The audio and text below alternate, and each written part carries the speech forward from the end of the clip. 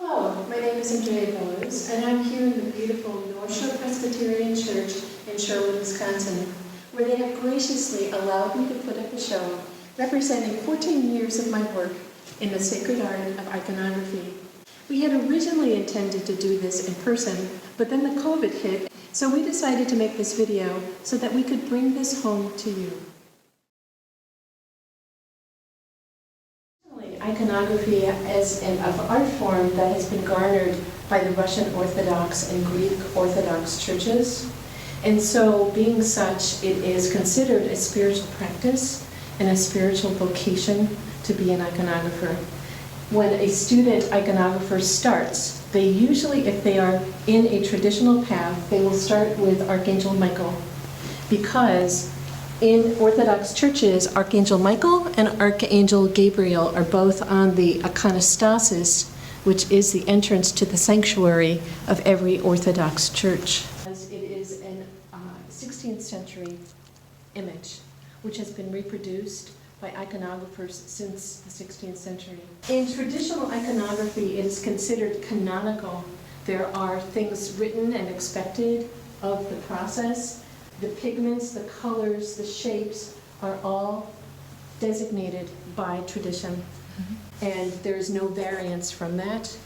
So these pieces here are more adhering to that tradition. Everything in the image is considered sacred. There's a reason and an intention behind everything. So that Michael, Archangel Michael, in the iconostasis always faces the right. He always has a scepter of some sort representing his spiritual authority, and an orb in his hand representing the eighth day, which in Orthodox theology has to do with, and God created the world, and then the eighth day was then the following. Notice that icons are traditionally not signed. And the reason for that is that the ancient iconographers believed that icons were created through the iconographer and not by the iconographer. And so if you do see an icon signed, it will always be traditionally, it will say by the hand of, and then the name of the artist or the iconographer.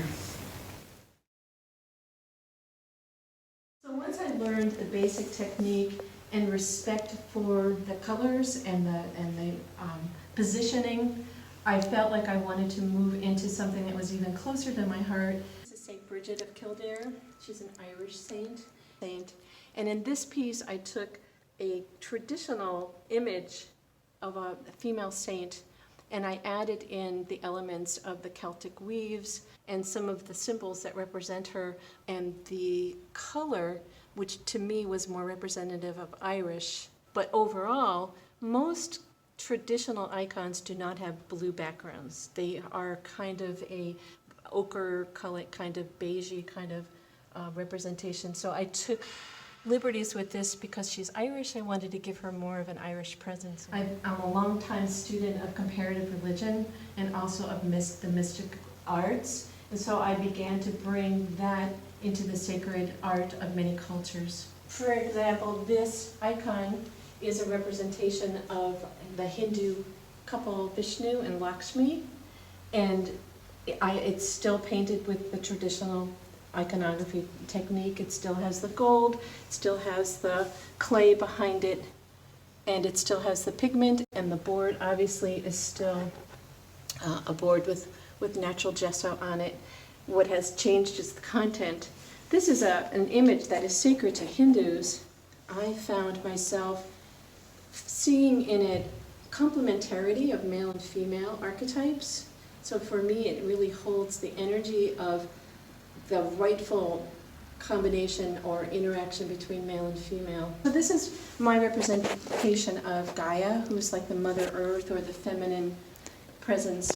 Still using the basic techniques. There's still a red bowl, it's called. The red clay is underneath where all the gold is, and the halo and all these little flicks of gold. And it's still using the pigment, and it's still painted on a board. I took a classic image of a female saint, and I put it inside a more natural kind of image. In these pieces, I have branched into the Asian goddesses. Every one of these goddesses represents a goddess of compassion. On the left is the green Tara, who is a Tibetan goddess of compassion. She represents youthful action and responsivity.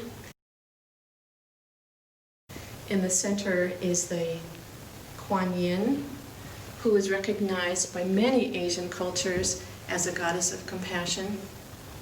She sits in a nirvanic state, represented by the dark, and the bubble that she's in is her realm.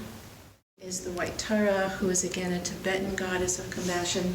She represents mature feminine wisdom. She is invoked by the Dalai Lama every time he takes a trip. She is invoked. Someone paints a tanka of her to protect his journey and make it a safe and enlightening journey. Again, they are all painted in the traditional egg tempera technique. There is still the red underneath the gold. It's called a red bowl. The liquid bowl is underneath it, and the bowl is also under large areas of gold in all pieces. So the divergence here is not in the technique, it's in the content. Illustration of the gold assist that I was talking about, it's fragments of gold, actual gold that are ground up and added to a medium that allows it to be painted on, but it's actual gold flecks that are represented in her aura in that piece. So these are pieces that I created for the Cultures and Faith show that I did at the St. John the Evangelist Cathedral in downtown Milwaukee to represent the Sufi religion, the Sufi approach. So the top of it is a whirling dervish. Dervishes spin in order to spin their minds clear so that they can experience God. They're part of a mystic sect. In the background are Arabic letters representing free the mind. And then the mandala, the Rumi mandala. Rumi is a very famous Sufi poet. A lot of people know about him. Very mystic. Lines of his poems, two lines from one of his poems. With quiet mind, drink long and deep. Mm-hmm. Well, this piece is neither traditional nor classic. It is actually taken from a photograph, and it is a representation of Archangel Michael that I did with the pigment. Again, underneath the gold is the bowl, under every surface that has gold on it. So it is still following the tradition of the egg tempera.